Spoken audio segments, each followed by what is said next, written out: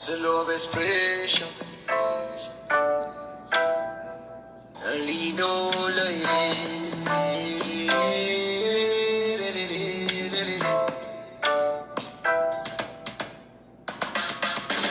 Never seen a girl like you. Never seen a girl like you. I've been around the globe, yeah. Hello. Your body is calling, na. Never seen a girl like you. Never seen a girl like you. Never seen a girl like you. Never seen a girl like you. I've been around the world, yeah. Never seen a girl like you, yeah. I'm drowning ocean. I swear this must be your low potion. Save me from your ocean. This is not love of illusion. Yeah. I can see it in your eye. My baby no be lying. Very alone, Johnny Loju. Yeah. I can see it in your eyes. My baby no be lying. I never see a girl like you. Yeah, you know. Never see a girl like you. Never seen a girl like you. Never seen a girl like you. Never seen a girl like you. Never seen a girl like you. Yeah. I've been around the globe, been around the world. Never seen a girl like you. Yeah. 24/7, me I go very hard. Just searching for the love. You want to spend it on you, know that. Me, can you know, see me, I want you. Now you, I want to know what a girl with me really want. I just say you be bad girl, you be showstopper, champagne papa, like a sea topper. Look it, me, I want rubber. Me, I'm drowning your ocean. And I love you. See my love, no illusion. Cause you put me in the motion. It's kind of hard for me to see who's coming in. I don't have my glasses on and for some reason it's really light. But hello to everyone coming in. Just know that it's hard for me to see. I'm not ignoring anyone.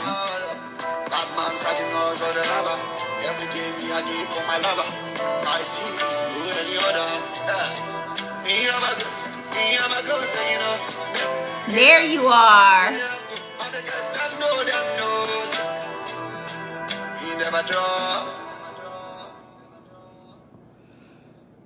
Okay, so before I bring on Kimmy, I want to just give a shout out to Mahogany Hair LLC. You know, you go there, get some hair, you guys.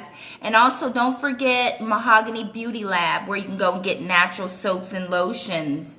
From what I hear, they're amazing. I'm going to purchase some myself today. Because I'm finally being able to sit down and see what she has to offer. So don't forget Mahogany Labs, Mahogany Beauty Lab. That's another website. Hi, honey. My honey's in here too. Shout out to Auntie's Advice. I don't think I gave her a shout out last time. You guys, please go and subscribe to her channel. Auntie gives great advice, and she has 2 channels. So she has Get Your Life and her Auntie's Advice channel. Oh, I love you too.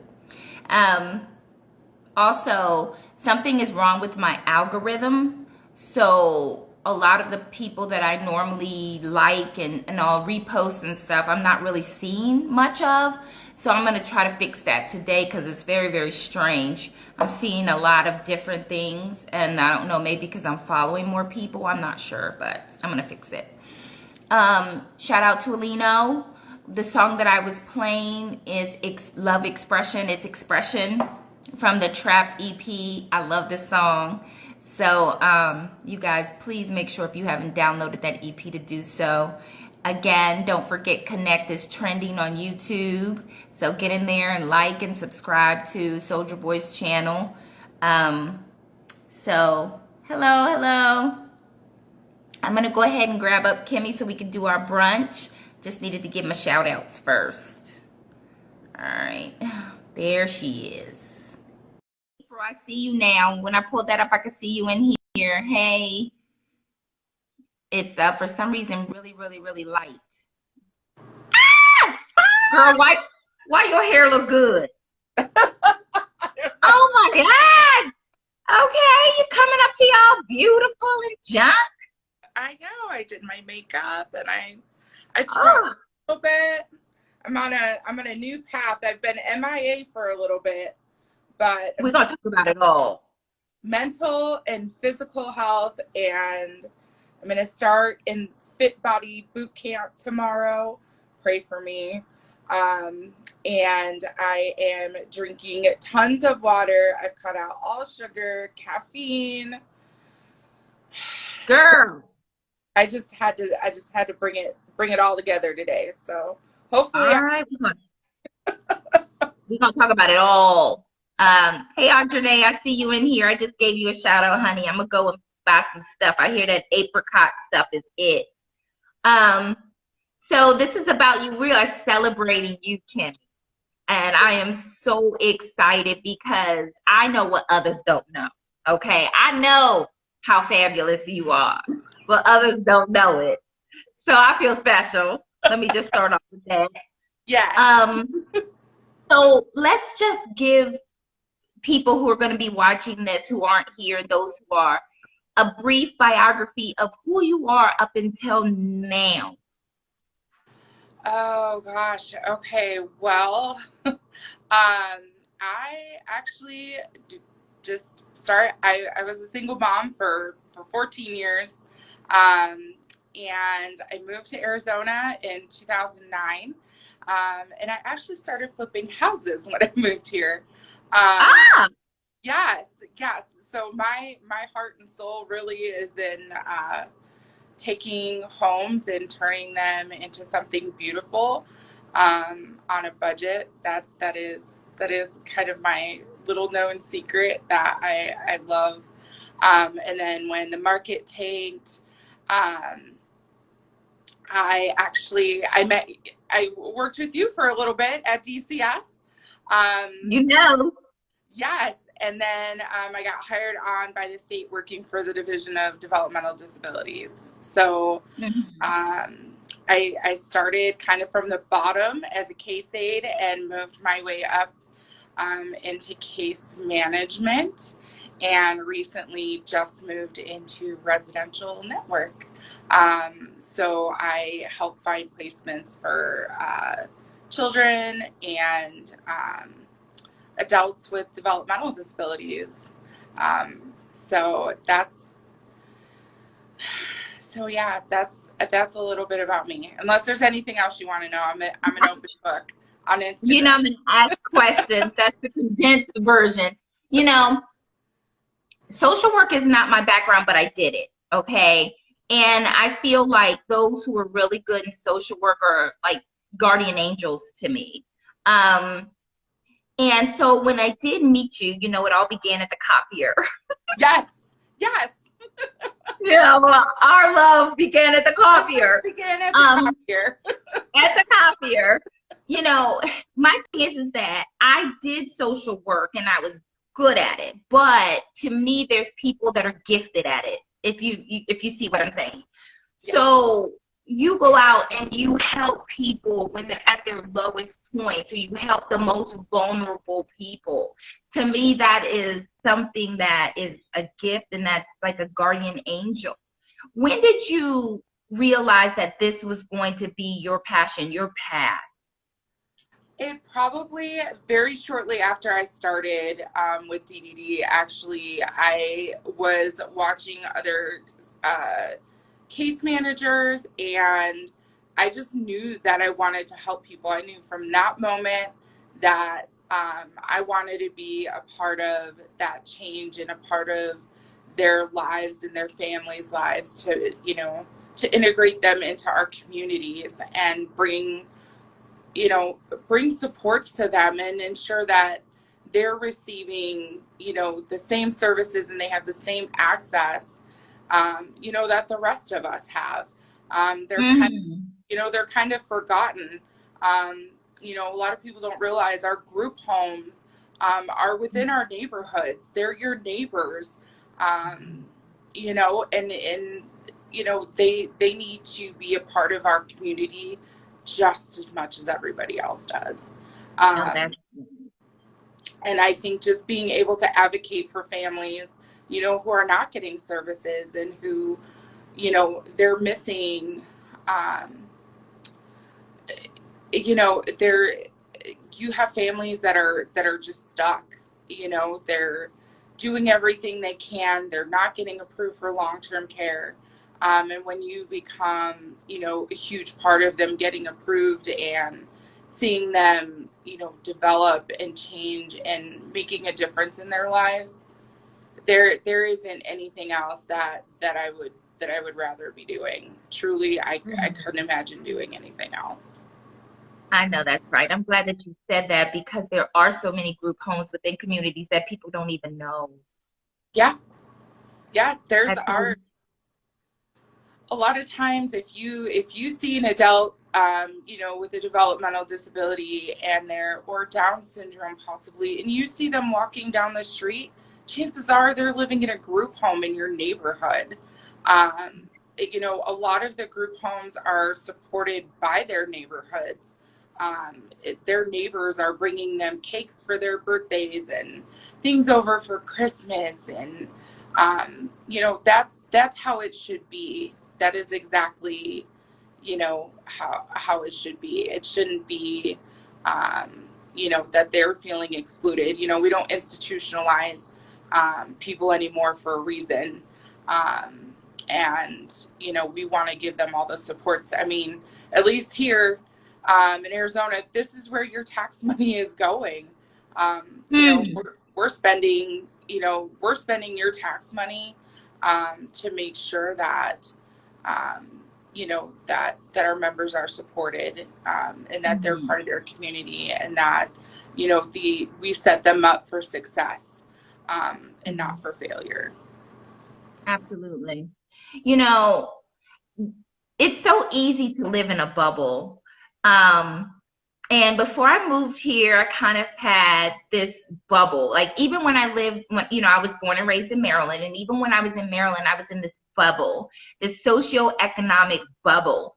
And so I've been able to live predominantly where I've wanted to live.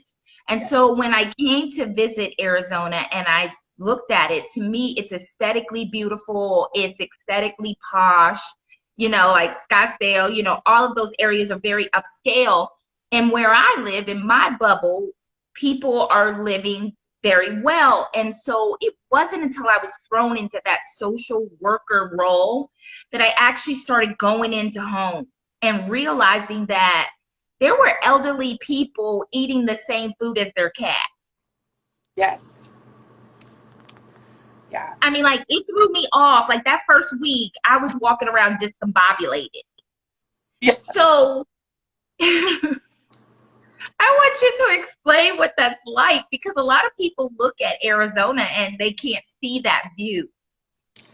Yeah, so we have a lot of underserved communities. I think like you said, when you see Arizona, you see beautiful, you see all of these cities that are rich in, nightlife, and, their homes are big and beautiful. But then when you walk into a family's home, and there's roaches, you know, crawling on the floor, or you see, you know, a, a mobile home that's just dilapidated, but then you walk inside their home and it's gorgeous. it is a humbling experience. It makes you It realize is. how grateful you know, how good you have it. Um, you know, a lot of Man, families are just, you know, they're just barely surviving, you know, and I just, it's not, it, yeah, it's just, it was very, very, very humbling for me just to see, um, you know, that these families, they need us. Um, boy. they, I don't think a lot of people understand it though. When you go into someone's house and, the state gives you this credit card, right? And you right? walk in, and let me tell you something, Kim, I used the hell out of that state credit card, Good right? for you. I Yes. was up in there paying people's water bills, their electric bills. I'm like, boom, what you need, some food? Right. And when I go to the grocery store, I'm up in there buying them all kinds of good food. I'm like, I'm not buying you nothing that I wouldn't eat, right? Right. Yep. And these people grab your hand and they like, thank you. Like, you were able to provide a meal. You were able to provide them with utilities and not getting evicted. And I don't think people really understand how that puts you in living in a state of gratitude. Yes. Yes. It's, you know, on the DDD side, you know, for us, um, you know, we're out there assessing for services, making sure that they need speech therapy, rehabilitation. You know, we're attending care, you know, just everything to support this family. Um, we're spending billions of state dollars. Um, Yes. but And it's needed. yes, yes, they don't have a lot of these families. I think the impression is that, um, you know, these families just have access to everything. They have private insurance. Why does the state need to pay? Well, keep in mind that private insurance doesn't pay for speech therapy, physical therapy, occupational therapy. If they do, a lot of these families have $5,000 deductibles they have to meet. I mean, these are working poor families, Mm. a lot of them, and they don't have access, um, to be able to afford things. You know, you hear stories from people all the time about how they deny themselves medical care so that their child can receive services. Absolutely. I know I had heard, you hear this whole thing out in the streets that undocumented workers come here and they get so much. It's like they make you believe that when they get here, we just rolling out all the government money for them.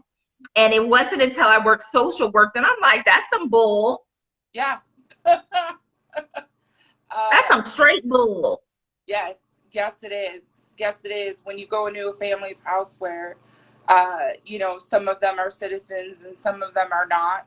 Hmm. I personally, my daughter's boyfriend is a DACA recipient, and I can tell you that if you think for 1 minute, that they are coming here, and taking, you know, just so people, you know, make sure they're well educated in the fact that, if they are illegal or DACA recipients, they are actually not eligible for any state benefits. Hmm. And most people don't know that DACA recipients are not only required to pay a ridiculously astronomical $600 a year fee, to renew their DACA status, but they're also expected to pay taxes. Um, and so, you know, it's the realization, I think, of the same prejudices I had. Well, they're coming here and they're getting all of these benefits and blah blah blah, and you start Right. to listen to people, and realize and do your research. They're not entitled to anything. They don't get health care. They're not here stealing your benefits. They're not here stealing anything. If anything, they are slaving to make sure that we have food. You know, they're out there working the farms and putting themselves in Thank danger. you. Yes, you know, they're not here stealing our jobs. They're just not doing Exactly. Because let me tell you something. My ass is not going to go out there and pick no damn fruit. I'm going to let you know it right now. right. So, I mean, Right. come on. How many of us are going to go and do housekeeping? How many of us are going to go out and pick fruit and all that kind of stuff? No, none of us are. Right. So it irritates me when I hear that. But, you know, you have the front lines. You're on the front line of what the reality of it is. And so it's really nice to be able to talk to someone who's not just saying something that they heard from someone who heard it from someone who heard it from someone. Yeah, no, I see it firsthand. You know, when you have members when you have people who can't get services, and you know that they need them, and you have to walk out of their house because you can't do anything for them. You know, it is that is not how it should be. And that is, there were a lot of days I walked out of people's homes and just cried because there was just nothing you can do. Our system doesn't allow it, but yet so many people think that they're here just taking and taking and taking. You know, remember that DACA recipients were brought here. They did not ask to be brought here. Their parents. That sounds familiar. Yeah. Yeah. Right. How's that sound? Let's keep that in mind. Do we all know what that feels like? You know, if we could have conversation with our ancestors who was brought here against their will. So they feel it, and they know, you know, they know what it's like. And so many people don't realize that these DACA recipients are expected to be, we have an entitlement that they truly will never have, which is they have to be perfect. They absolutely have to be perfect. Anything that they do puts them in jeopardy of deportation. And so, you know, I wish everybody could live a day in a social worker's life and really see humanity for what it is. Because too often we have this bubble around us of, you know, everything's great, but you know, just knowing a DACA recipient and truly seeing what their life is like. You know, how do we take money from people and then tell them they can't be a citizen? Right. See, my thing is I truly believe me working in a social worker role for the time that I did helps me be a better therapist. It really does, because I was taken out of my bubble of belief and put into the reality of what's really going on. You know, so now when someone sits in front of me and I look at their socioeconomic status, I know exactly what that is. You know, I know exactly what's going on in that home. And it just helps me help them better, because that's a level of stress that if you're not living it, you don't understand it. And I've never lived it, but I've seen it. So I have a better understanding. Yes. You as a person, I love your character. And I think that's why we've been friends for a really long time. You were like my first friend when I got to Arizona. So a lot of people don't know we've been friends for a really long time. And you know how they say people are around for, what is it? For a reason, a season, a life, right? Yeah. And I can pretty much pick out who's going to be what. And the reason that you'll be my lifetime friend is because the character that you have. You have this character where when you get to know someone, you really get to know them to the point where I don't have to talk to you for months. And you know When I hey Kim, it's like hey Jade, or you don't have to talk to me for months, and it's always just right back where it was. Or if I do something like we've had disagreements on Facebook, a lot of people don't know this, and I'll come into something you post, and I'm like, well, this is my opinion, and I'm pretty bossy, I'm pretty pushy. Yes. Because you know me, you know my intentions are never malicious. Yes. Yep. And very few people run like that. Very few people roll like that. Yep. So what it tells me about your character is that you don't assume people are malicious because you're not malicious. Yes. Yeah. I just, I, I try to embrace, who people are. You are who you are. I don't think we should meet people with the intentions of wanting to make them different, in the sense that to love them, for who they are. And then that is the one thing I love about you, is that you just, it's straight talk. It's always straight talk. It's always real. You put it out there no matter how anybody feels about it. And you are a real person. I think that is a luxury, that when I always see people coming at you on either Instagram or Facebook, I want to be like, I wish you knew Jade. I really wish you who she is, because I think people see you and they have this impression that maybe they think you're better, you think you're better than everybody else, but they just don't know. They take too much of judging on the outside and not even knowing who you are. I But just not everyone has your beauty.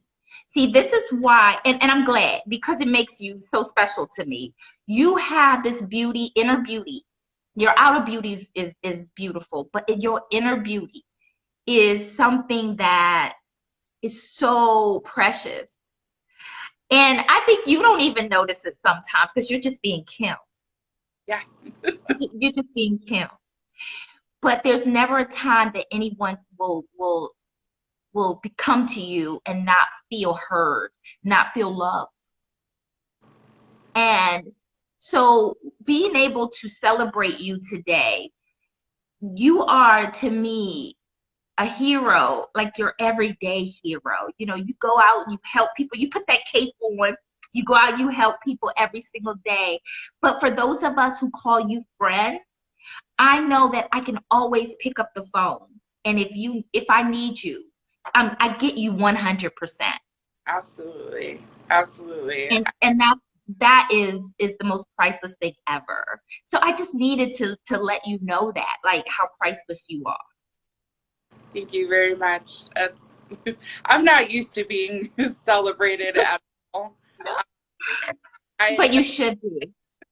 I try to stay out of the limelight. Even Instagram is always um social media is tough for me. I try to stay in the background, and so I mean it's it's nice to be celebrated and feel loved. And I just I just truly, I love you so much, Jade. Like, you are a beautiful person, in like you said, exterior beauty, yes, but your inner beauty, your love for people. I feel like you're just so many times so misunderstood. People just don't, they just they hear one thing. What they don't realize is that you own, if it's something you do wrong or something you do right, you own it. And it blazes a path for the rest of us, to be better, to own those things. And I truly wish that more people had, um, just had an opportunity to really know who you are.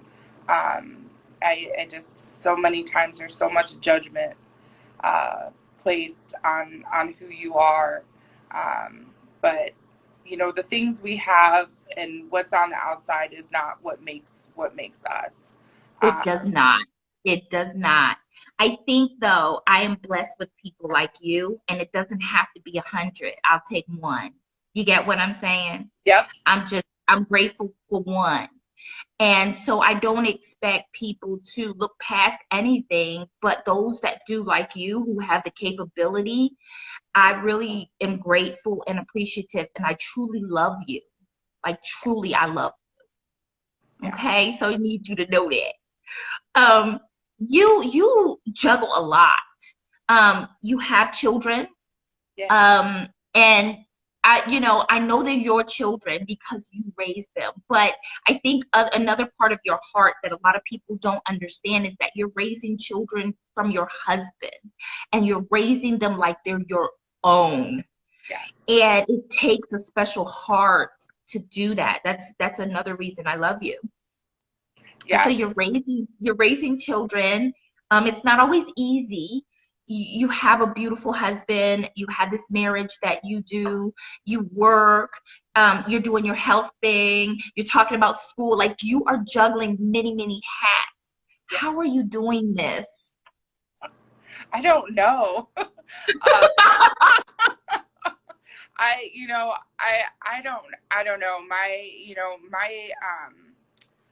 My kids are, especially the three bonus kiddos, they have a lot of trauma. And some days, to be honest, they can make my life very difficult. And they have.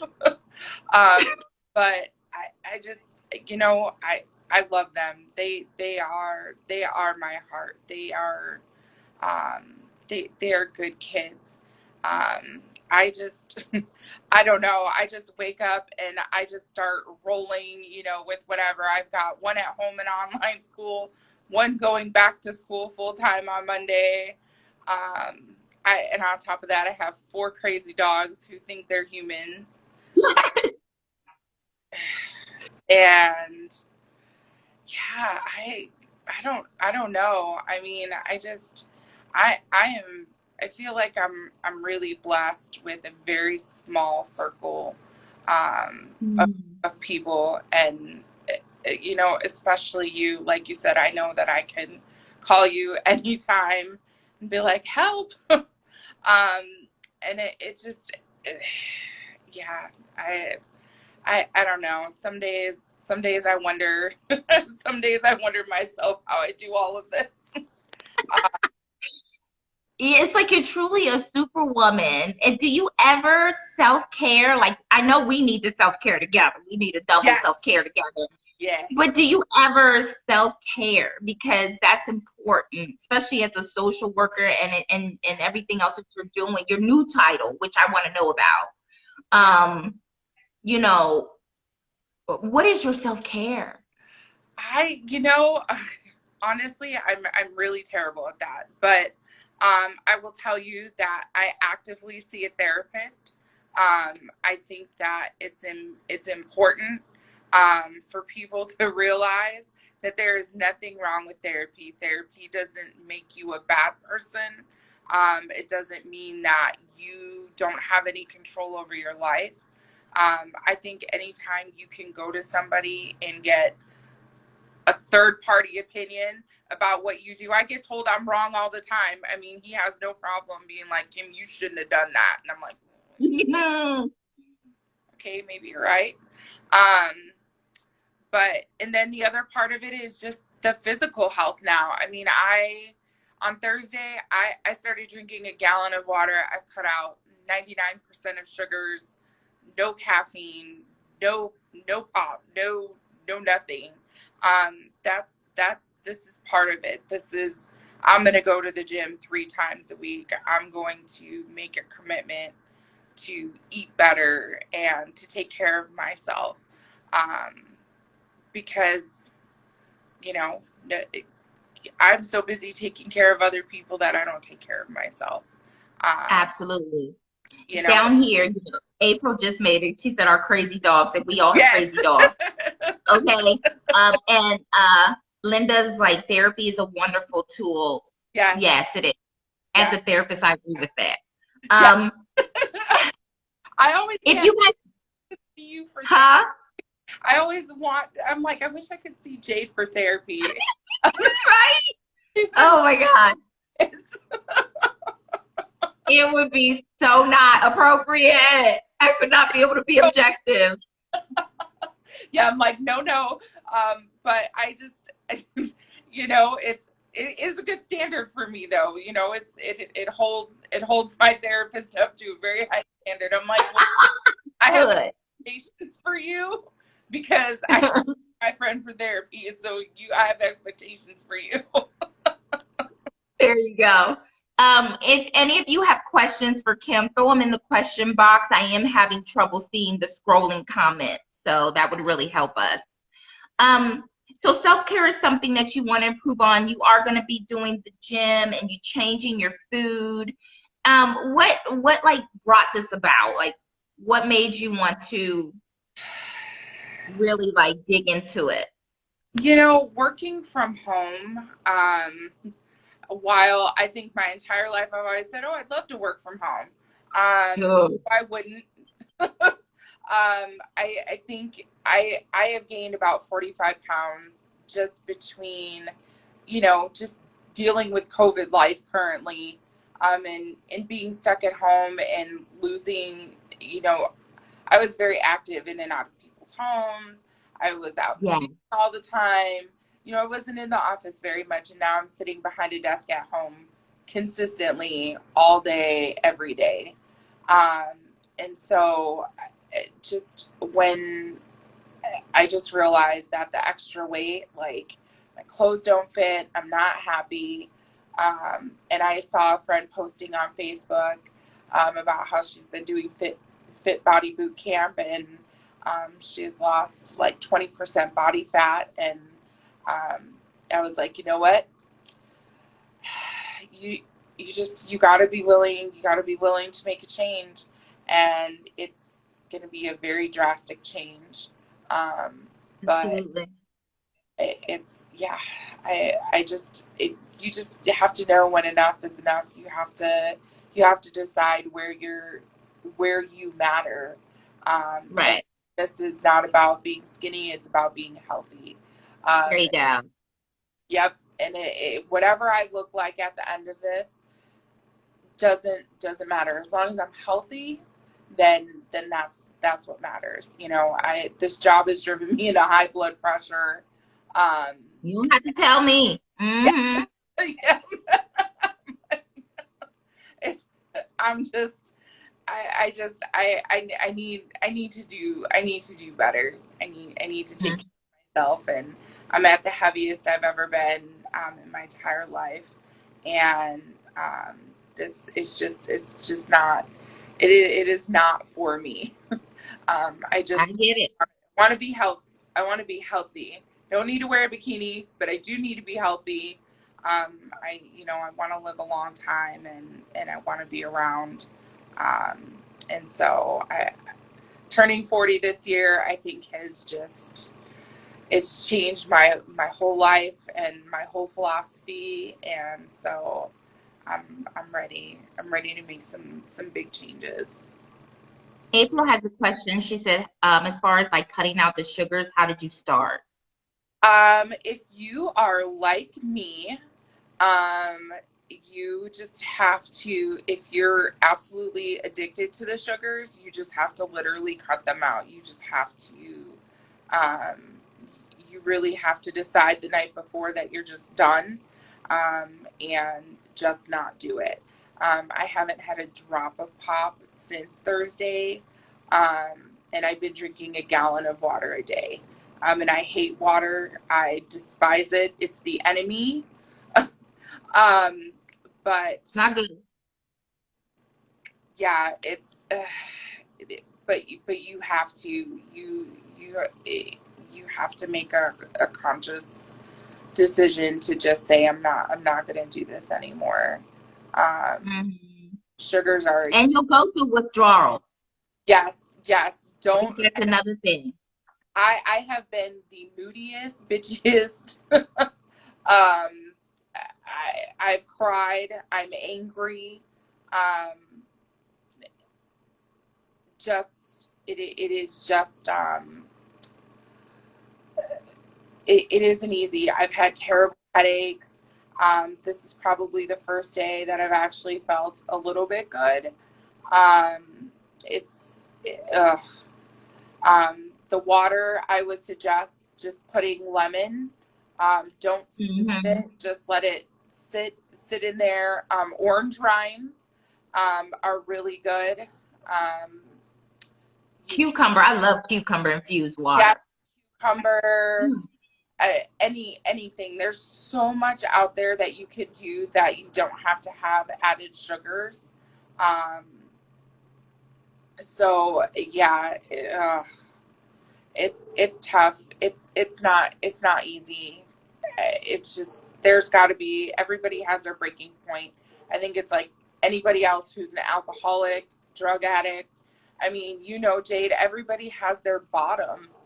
Everybody has Hmm. their bottom.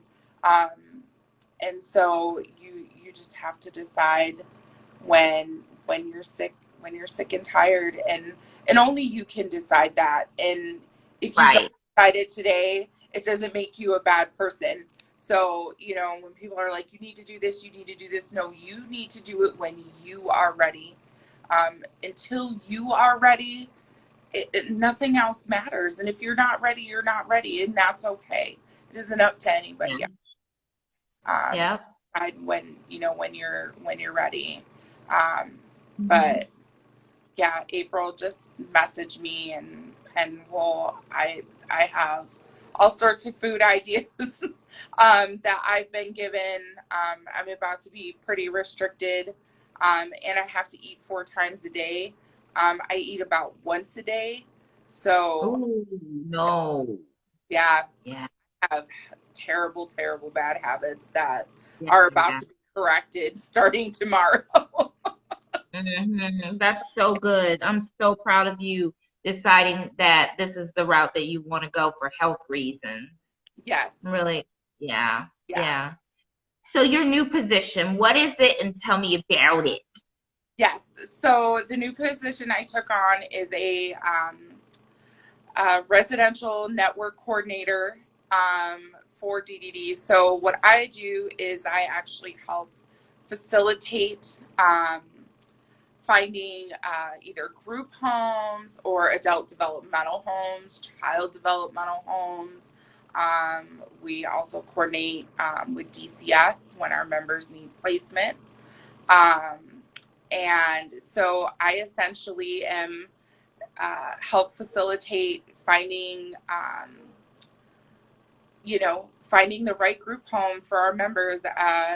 Our case managers on the other end of it do a huge placement profile, and then that comes to me, and then I work on just sending out a vendor call and um, you know, finding them a placement. We also do like matchmaker services. It's kind of like dating. uh, What? yes, for members that don't have.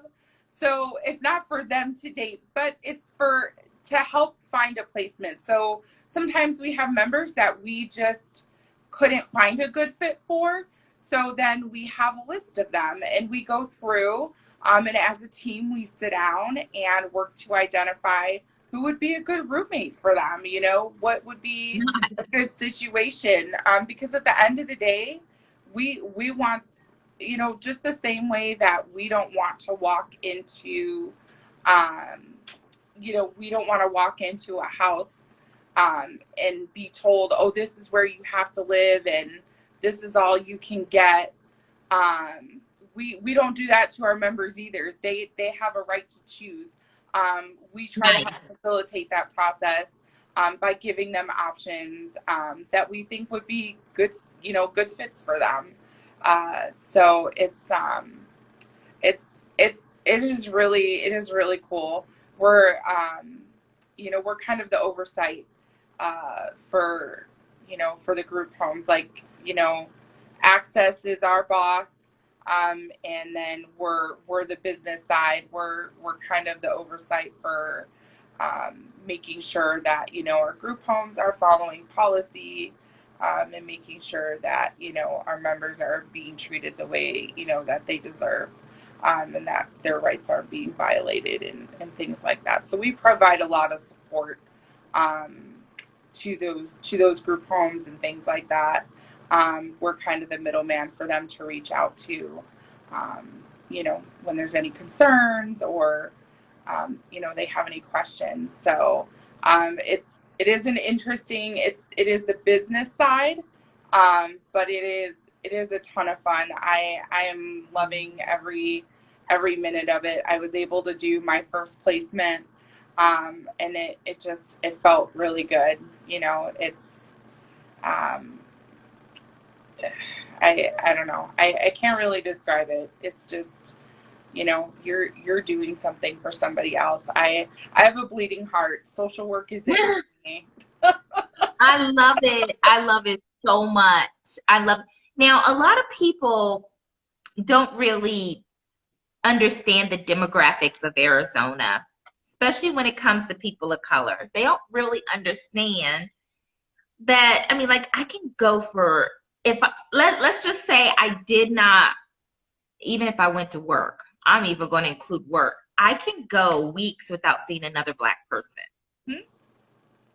I don't think that they realize that, people outside of Arizona, the demographics. As a social worker, what does that look like in your caseload for helping brown and Black people? What does that look like here in Arizona? It is minimal. It is the same experience. They are probably the most underserved. Um, they are the most underserved population. You don't see, they don't have the same access to the same resources. Nobody's in their community telling them about, you know, early intervention. Nobody's, Mm-hmm. um, it's just, sorry, my husband's in here. Hi, Raven. How you He's doing? very messy. Raven, welcome. Where, oh, there you are. Yeah, that's me. Raven. Welcome to brunch. Yes, welcome to brunch, honey. Jeez. Ah.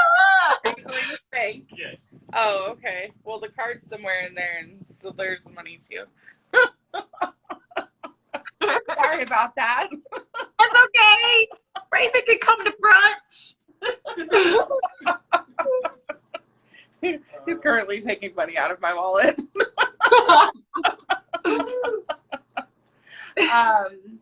But yeah, I, you know, you know, brown communities, they are underserved. They maybe make up, you know, 10% of, at least I feel like, you know, of our population, you know, as a whole. Mm-hmm. Just so I just,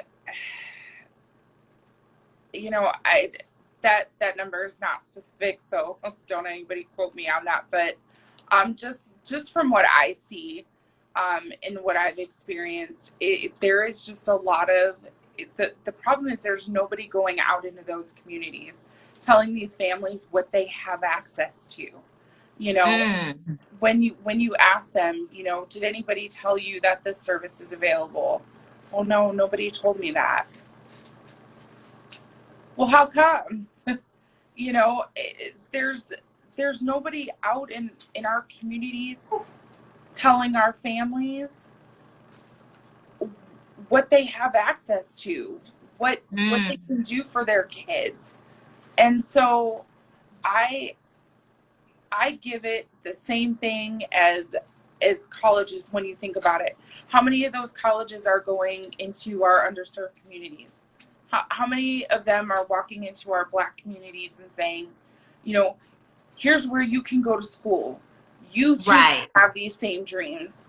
Where are all those college prep classes? Where is that? They're not in our communities. They're not there. Uh, Hmm. they're, it just, we don't have access to the same resources and the same services. They're not there. They're not told. They're not told until somebody like me, who cares about who they are and gives them those options. Right. You And know, I wonder how we can improve that, Kim, because I know when my private practice is up and running, for my Black people who don't have private insurance, I'm going to have a sliding scale payment plan, right? right. Because I really do want to serve my people. Um, so social work wise, how do we help our community, do you think? I think it starts with getting out there, talking to your neighbors. It is really about putting yourself out there. I can tell you that I've spent more time focusing on my members and their families, that I have my own. You have to get out there. You have to tell people. Mm, It starts with talking to your neighbor. Um, mm, start within your own neighborhood. Um, you know, be be a voice. Tell them what's available. Um, I think it's everybody needs to start coming together, and I think our communities the most we need to. Um, you need to get out there. You need to ask the hard questions. I think April is a shining example of um, somebody who is not Black. She's white, but right.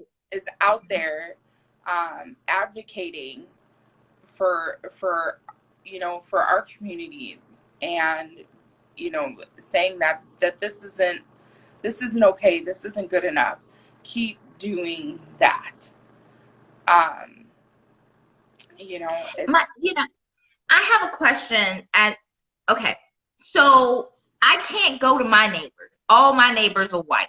Okay, so for someone like me, it's really hard. Like, I know that my Black people here in Arizona want a Black therapist, but it's hard for me not being in the community to get them to see that I can service them, but I don't have the same experience of life. right, So even as a social worker, when I would go into some of the homes of Black people, it still was this feeling like you're not really, really part of us. Like, you right, look like us, but you don't right. live like us. How do you think we can break through that barrier to where you can say, you're my people, I love you? I may be living differently, and yes, I look like you, but I love you and I want to help you. How do we break through that? I think there's a friend of mine actually that I met through working through DDD. His name is Reginald Russell. I think that you've had some conversation with him. Um, Yes. yes. So Reggie is from the south side of Phoenix. He's like my perfect example of building those relationships with those Black people who have lived the experience. Because just because you haven't lived it doesn't mean you don't have empathy for it. Doesn't mean don't you don't understand. It's just you haven't lived through it. And we need to be able to break that barrier. And I think just finding community activists, those that have lived down the south side of Phoenix, those that have walked that path that we haven't walked, but forming an alliance with them, and then reaching out to Okay. those communities and just, I like that. yep, just forming alliances with people who have lived it, who are out there, supporting these communities still, and letting them put your name out there, letting them know that you're there. And I think it is a lot of times people look and say, people look at me all the time and say, well, you're not Black. You don't understand. Yeah. Well, I am. I am half Black, and I do understand. Um, I have an aunt who still lives in the ghetto. My family is not rich by any means. So it's not that I don't understand. Just because I haven't necessarily lived poorly doesn't mean that I don't understand it. Absolutely. I like that you said that, because I know when I worked with natives, in order for me to go on the reservation, one of their social workers had to meet me and Yeah. take me on the reservation, right? And that made it okay for me to be there. Like, they would talk to me because I had my escort. And so, you know what? That does make sense that I could reach out to someone in our community and say, hey, I need you to escort me to my people and let them know I'm here for them and I love them and that I want to connect. Yep. I think community activism, participating in supporting, our own communities. We have a lot of everyday, what I like to call everyday activists that are out there. They are taking care of each other, and we need to form alliances. Thor, April, you said it. Allies are important. Yeah, very much so. Other, yep. We need to, we need to start letting people know that we're here, regardless of the only difference between, um, us and them is the fact that we had those supports. We had that's the only difference. They probably didn't have parents who loved them or knew them enough to be able to support them. So it's that they can actually, that they can actually go to college or figure out how to do that. How can they do that if their parents can't teach them that? How can they be expected to do that? You can't do something you don't know yourself. That's true. They need us.